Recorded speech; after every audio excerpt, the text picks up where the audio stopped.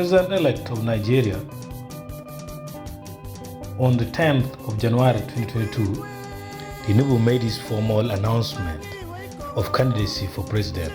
On the 8th June 2022, Tinubu won the party convention vote of the ruling APC, scoring 1,271 to defeat Vice President Yemi Osinbajo and Rotimi Amaiche, who scored 235 and 316 respectively.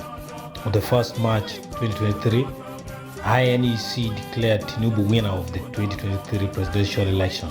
He was declared president-elect after he polled 8,794,726 votes to defeat his opponents. His runner-up, Atiku Abubakar of the opposition People's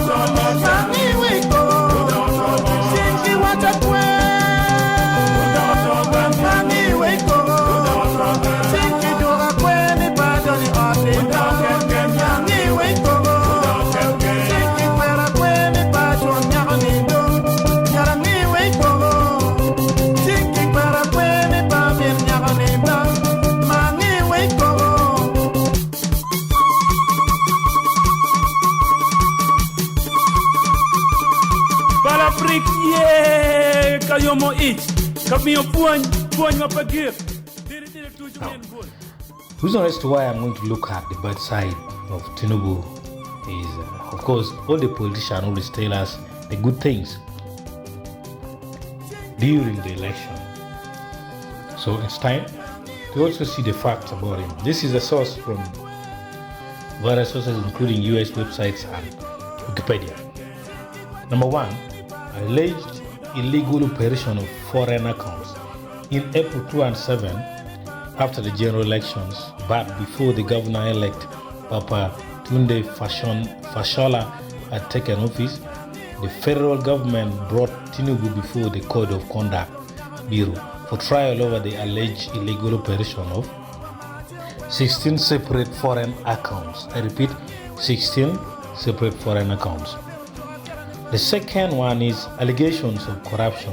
In January 2009, the Economic and Financial Crimes Commission cleared Tinubu and Governors James Ibori of Delta State and Obong Victor Hatta of Akwa Ibom State of charges of conspiracy, money laundering, abuse of office, and official corruption in relation to a sale of V-Mobile Network shares in 2004. In September 2009, there were reports that the British Metropolitan Police were investigating a transaction in which the Lagos state government made an investment in Econet, now Airtel. Tinubu said that the transaction was straightforward and profitable to the state, with no intermediaries involved. The federal government rejected the request by Britain to release evidence needed for further investigation and prosecution of the three Nigerian ex-governors in a London court. The third one is the potential plot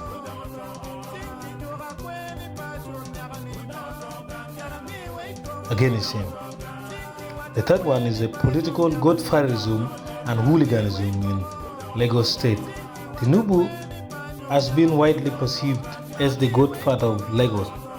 His role in pulling the strings of the megacity state was exposed in The Lion of Badilion, a 2015 documentary film highlighting Tinubu's political and financial grip on the city-state. Tinubu filed a 150 billion naira libel suit against the producers, Africa Independent Television, AIT, The documentary ceased airing on 6 March 2015. He has attempted to strong-arm the political process, including in December 2009, when it was reported that Fashola and Tinubu had fallen out of the issues of Fashola's re-election as governor of Lagos in 2011, with Tinubu preferring the Commissioner for Environment, Muiz Banire. A similar conflict took place in 2015 over Fashola's successor, Aken Wunmi Ambodi, putting Fashola against Tinubu, who threw his full weight behind Ambodi. Ambodi succeeded Fashola, was ousted by Tinubu and replaced by incumbent Babajide Sanwo-Olu. The fourth controversial issue is bullion van controversy. During the 2019 election, a bullion van was seen entering Tinubu's residence on Badilion Road in Ikoyi, which he explained, "I kept money anywhere I want." Lastly, there was a potential plot to kill Tinubu. In March 2009, there were reports that a plot had been identified to kill Tinubu. The Alliance for Democracy called on the Inspector General of Police, Mike Kiru, to conduct a thorough investigation. That's all for the bad side of the crimes of the recently elected president of Nigeria, Tinubu. Thank you.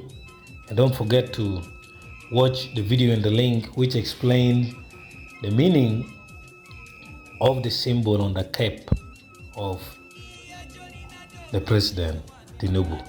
Thanks and bye-bye.